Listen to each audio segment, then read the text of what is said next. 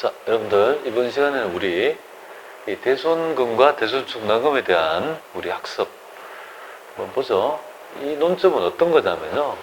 대손금은 회수불능채권이죠. 대손금. 첫 번째 대손금 되겠습니다. 그리고 대손충당금은요.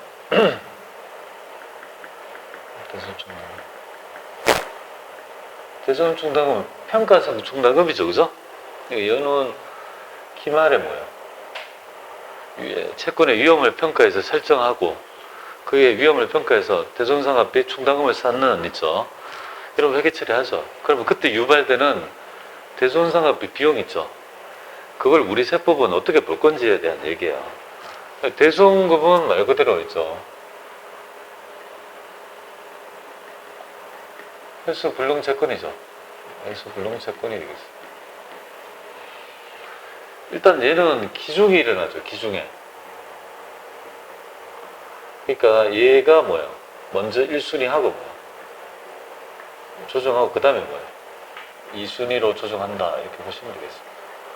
그래서 먼저 우리 대손금에 관한 얘기를 좀 하고 그 다음에 충당금의 얘기를 할 때 서로 연동하는 있죠. 연결되는 연동하는 개념을 이해해야 돼요. 그래서 대손금이 충당금에 어떻게 영향을 미치는지 알아야지 있죠. 서로 있죠. 문제는 시험 문제는 같이 내잖아요. 같이 내니까 그걸 이해할 수 있다라고 보면 될 것 같습니다. 이렇게 된다 이렇게 보면. 자, 그러면 대손금부터 먼저 보죠. 회수불능채권. 우리 대손에게는요. 기업이 재무회계에서는 기업이 판단해요. 기업이 회수할 수 없다고 판단되면 제거합니다. 그리고 대손 충당금이 있으면 끌어쓰고 부족하면요. 비용 처리하죠. 대손상합비 뭐 이렇게 처리하는데 그걸 우리 세법은 어떻게 볼 거냐 이거죠. 그래서 회수불능을 기업한테 맡기지 않습니다. 회수불능이라는 이 있잖아요. 개념에 부합하는 하려면 회수불능에 불량은 이거는요. 그죠? 법정 뭐야? 법에서 정하는 사유 있죠. 법정 사유에 해당이 돼야 된다 이거죠. 법에서 인정하는 있죠. 항목만이 뭐야? 회수불능이라고 보는 거지. 네가 기업의 담당자가 자의적으로 야 이걸 못 받을 것 같아. 그건 안 된다 이거죠. 그건 대손이 아니다라고 보는 사고입니다. 그리고 이제 채권은 있죠. 채권의 범위는 어디까지냐? 그죠? 첫 번째 이제 원칙은 뭐야? 원칙은 이제 제한이 없다 이렇게. 이거 왜 필기에 이렇게 압박감을 느끼지? 제가 앵글이 요거밖에 없어요. 그래서 막 그저 새빵을 사러 막 삐져나오면 안 돼. 막 이쪽으로. 원칙이 제한이 뭐야? 없다 이거죠. 근데 이제 예외적으로 뭐야? 그죠? 요거는 송금 불산일 때는 저 특수채권도 있다 이거죠. 특수채권 이런 것들을 이제 살펴봐야 됩니다. 일단 얘부터 먼저 하죠. 두 가지 회수불능의 법정사유, 채권의 범위 요 두 개를 해서 대손금을 이해해 보도록 하겠습니다.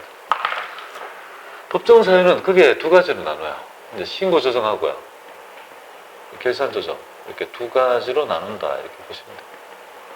그리고 참고로 이 사유는 부가가치세법의 대손세 공제 사유와 동일합니다.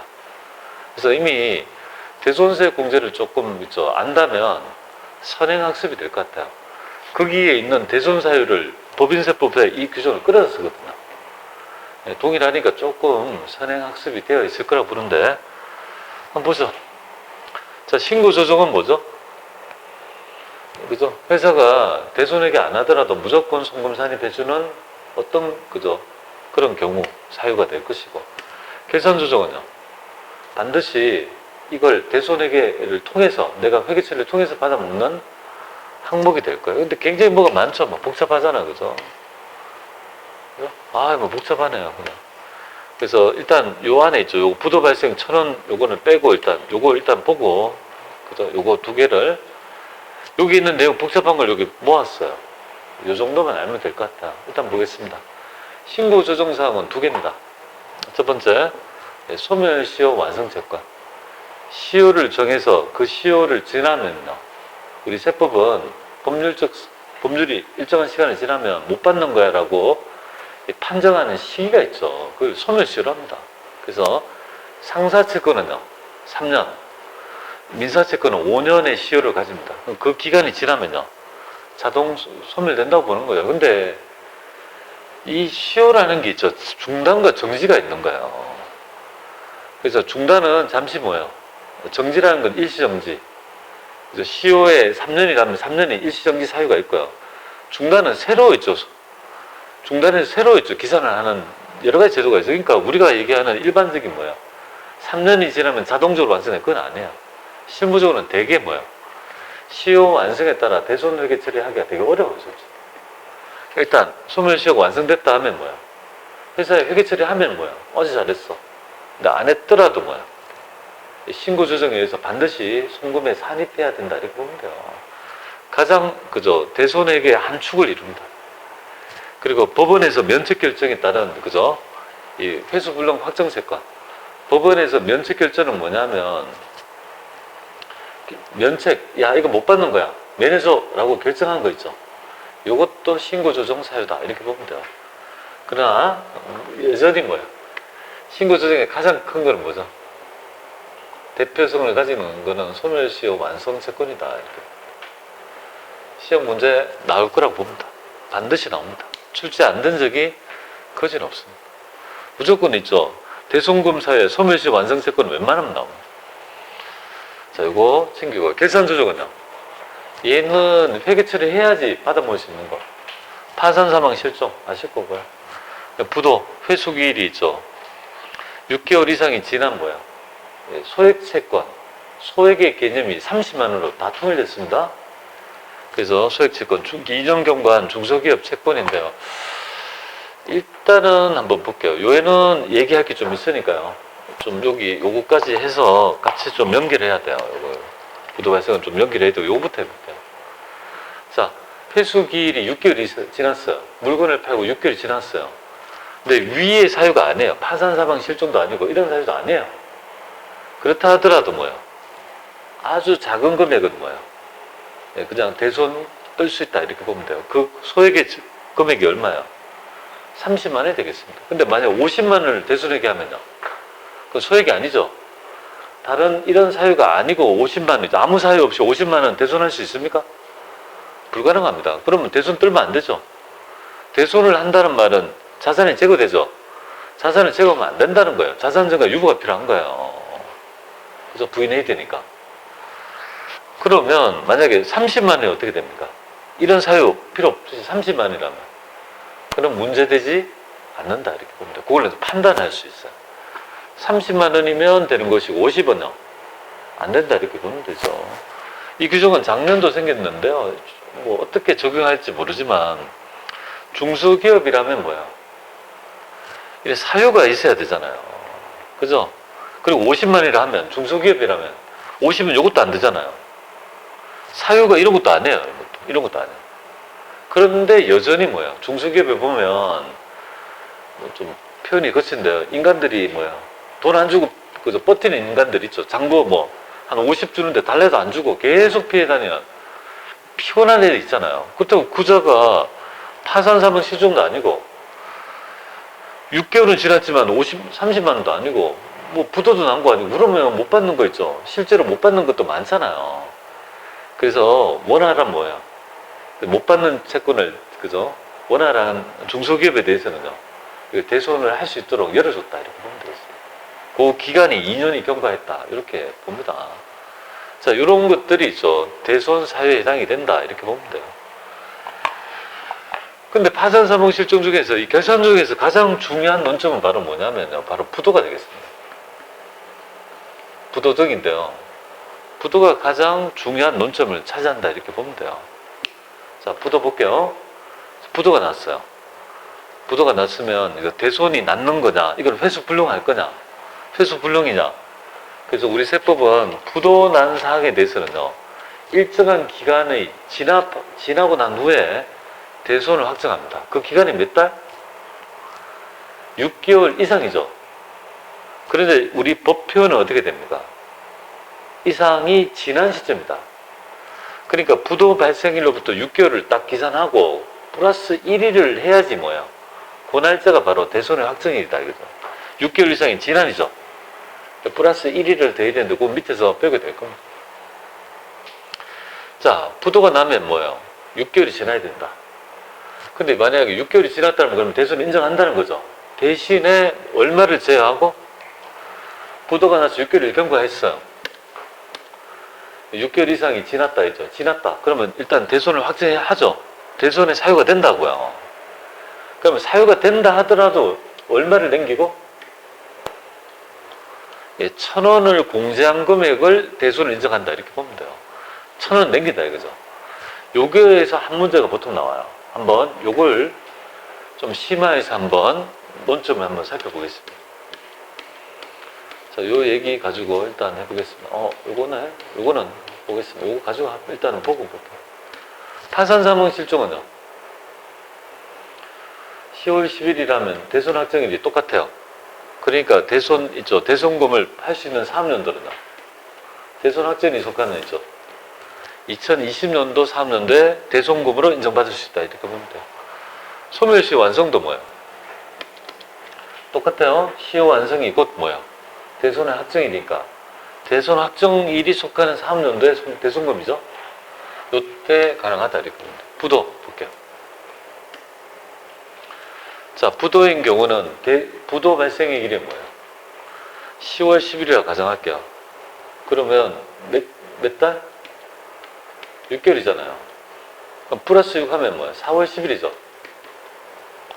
근데 지난 시점이니까 뭐예요? 플러스 1에서 4월 11일이 뭐예요? 바로 대손의 확정일이 속하고, 물론 뭐 연도 중에 같이 있으니까 별 큰 문제는 없지만 연말에 1일 걸쳐 있을 수 있잖아요. 그것 때문에 그래요. 그럼 요때가 대손 확정이니까 요때는 2020년도에 대손이 안 되죠. 그러니까 저기 말은 대손이 났다 해가지고 부도가 발생했다 해서 이때 대손금을 처리하면 이건 안 된다는 거죠. 언제 떨어모아야 돼요? 2021년도 사업년도에 떨어모아야 되죠. 그럼 이때 만약에 떨어먹었다면요, 전액 다 부인해야 될 대상이고, 만약 이때 떨어먹었다면요, 1,000원 남기고 떨어모아야 된다. 그죠? 그 점을 이제 알아야 될 것 같습니다. 그리고 위의 사유가 아니고 있죠. 대손을 뜰 수 있는 어떤 소액 채권 있죠. 소액의 정의는 얼마라고 했습니까? 30만 원 이하는 위의 사유에 해당이 없이 6개월만 지나면요, 요거는 대손을 인정한다. 이 정도 소액만, 금액만 좀 알아주시면 좋겠어요. 자, 그러면 여기에서 우리 요 문제를 가지고 있죠. 부도에 대한 있죠. 의미 얘기를 조금 해보겠습니다. 얘기해 볼게요. 자, 한번 보겠습니다. 중소기업이라 가정하고 단기 10월 10일 날 뭐예요? 부도가 발생일이 10월 10일입니다. 받으러 온 5,000원짜리 부도 났다 할게요. 참고로 충당금은 없다 할게요. 그러면 회사가 단기 있잖아요. 10월 10일 부도 발생할 때 있죠. 대손회계 처리한 경우하고, 그 다음 년도 있죠. 차기 있죠. 4월 11일, 11일이나 11일. 아까 전에 대손 있죠. 11일, 11일 줘도 돼요. 어차피 사업년도 속하는 연도에 대손이니까 좋아. 11일. 고쳐넣어서 11일 날 뭐예요? 대손 처리한 경우 두 가지로 나눠서 봐야 돼요. 첫 번째 볼까요? 첫 번째는 회수 불능이라고 있죠. 대손 회계 할 수 있습니까? 첫 번째 경우는요. 대손 처리할 수 있나요? 못하죠. 6개월 이상이 지나야 되는데, 지나지도 않았는데 대손 회계하면 안 되죠. 그러면 첫 번째 경우는 이렇게 되는 거야. 얘가 대손상합비, 그죠? 받으면 뺐죠? 세법은 이거 자산 감액을, 채권 제거를 인정합니까? 인정 안 해주고 빼면 안 되지. 그죠? 자산 증가에 부인하고, 이 경비 부인하고 뭐야? 자산 증가에 유보가 필요하죠. 그죠? 자산을 증가해, 이거 빼면 안 되잖아. 그죠? 역분개 해야 되지. 송금 물산입 하고 자산 증가에 유보가 필요합니다. 이렇게 이제 세무조정, 총액에 대해서 전부 다 세무조정 한다. 이렇게 보면 돼요. 근데 두 번째 경우가 중요해요. 얘는 아예 안 되니까 뭐예요? 요건 자체가 안 되니까 전액 부인했죠. 두 번째 경우는 뭐예요? 일단 요건이 되죠. 6개월 이상이 지난 시점에 뭐예요? 그 사업연도에 대손회계를 했으니까. 그래서 500을 뭐예요? 이렇게 했다. 가정하면 우리 세법은요, 아, 잘했어. 6개월 이상이 지난 시점이니까 잘한 건 맞아. 그런데 뭐요? 얼마를 남기고? 1,000원은 남기고 대손을 인증해요. 왜 1,000원 남길까요? 여러분이 부도 났다고 해서 6개월이 지난 시점에서 그저 영영 못 받는 겁니까? 받을 수도 있는 거 아니에요. 그러니까 이거를 그저 못 받는다고 너의 존재를 다 날리면 안 된다고. 1,000원이 뭐냐면 비만가액이라고. 너의 존재를 알리자. 그렇게 해서 그저 부인했다가 얘는 언제 소멸될까요? 소멸시효 완성 등이 되면 뭐예요? 완전히 법률상 채권을 못 받는다고 되는 시점 있죠. 그때 이제 추인이 돼서 소멸되는 이런 운명을 맞이할 거다 이거죠. 그럼 여기에 이 문제가 시험 문제 있죠. 흘러다니는 거 보면 되게 많이 나와요. 몇 개만 좀 한번 살펴볼게요. 여기 보시면은 부도에 대한 얘기를 조금 할 건데요. 몇 개만 할 건데. 문제 볼게요. 부도 없나? 자, 이렇게 돼 있어요. 요거 가지고 한번 어떻게 대손금부터 먼저 봐야 되거든요. 이거. 아, 아니야. 이거는 제가 신설한 거네요. 아, 왜 내가 신설했지? 문제가 하나 만드는 이유가 뭐지? 뭐 이유가 있겠네요. 한번 제가 뭔가 문제를 만들어서 뭔가 드리려는 의도가 있는데 그런 문제를 풀고 이거 말고 부도가 어디 있지? 부도 발생일부터 뭡니까? 자, 여기 대손이 발생했는데 부도 발생일부터 6개월이 경과된 중소기업의 외상배출금 이렇게 돼 있죠. 400을 떨었다 이거죠. 대손 발생. 그래서 떨었다 했을 때 여기에 뭐입니다. 이거 다 인정 못하는 거 아니에요, 그죠? 그래서 1,000원은 뭐예요? 나중에 보면 남겨야 된다. 요건은 되지만 1,000원 땡기면 안 되죠. 그러니까 여기 나중에 세무적이 나올 거라는 거 일단 확인하고요. 요 경우 한번 볼게요. 자, 2020년 5월 1일인데 발행한 약속금으로 부도 발생을 6개월이 경과된 부도는 맞아요. 부도 발생일부터 6개월이 경과됐죠. 그런데 1,300이라고 돼 있죠. 이거 대손에게 한 금액이. 근데 이 밑에 뭐라고 돼 있습니까? 네, 바로 비만 계정 1,000원을 공제한 후의 금액이다 이 말. 이 말의 의미는 있죠. 1,000원을 아예 뭡니까? 내가 공제하고 요걸 대손에게 했으니까 세무조정이 여기는 유발되지 않는다 그죠? 아무런 문제 되지 않는다는 거죠. 그러니까 얘는 아마 대손 난 금액이 1,300, 1,000원인 거야. 1,000원 빼고 1,300만 했다. 그러니까 나는 이렇게 했으니까 아예 얘가 여기 있는 것처럼 이 말이에요. 얘가 회사는 499만 원만 했다 이 말이잖아. 아니 499만 9천 원만 했다 이거잖아요. 그러니까 세무적 유발되겠습니까? 안 되죠. 그러니까 이제 패턴이 이렇게 나오는 거예요. 그거 보고 판단할 수 있어요. 1,000원을 부인할 거냐? 요거는 그냥 그죠. 아무런 문제 없잖아요. 넘길 거냐? 그 다음에 부도가 하나도 없나? 너무 많아서 이걸 다 부도 자 볼게요. 6개월이 경과된 거. 아니 나중에 하나만 더 해보고 안 되면요.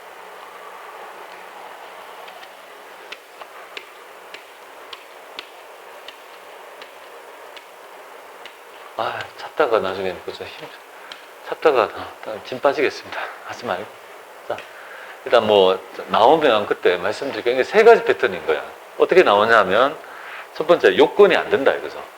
아예 6개월이 경과하지도 않는 대손했다, 부도. 그러면 전액 다 부인하고, 그죠? 그러면 6개월이 경과된 시점에 떨었다, 총액을. 1,000원 남기고. 6개월이 경과됐는데, 1,000원을 남기고 만약 떨어먹었다면, 그럼 세무적이 부인할 게 없다. 요게 세 개 나오는 거예요. 부도 아시겠죠? 부도의 세 가지 패턴을 이해하시라고요. 대손금 중에 되게 잘 출제되니까 있죠. 말씀을 드린 겁니다. 자, 이렇게 해서 가장 대표적인 거, 시험에 나올 수 있는 거 있죠. 소멸시효 완성채권, 요거 두 개 있죠. 물론 요거에 대해서는 얘기할 게 많아요, 아직. 이렇게 됐습니다. 지금 그 다음에 채권에 대한 얘기 해볼게요. 대손금의 정의가 회수불능채권이니까 회수불능은 법정사유를 이제 받고 채권의 범위를 한번 봐야 돼요. 도대체 대손으로 있죠.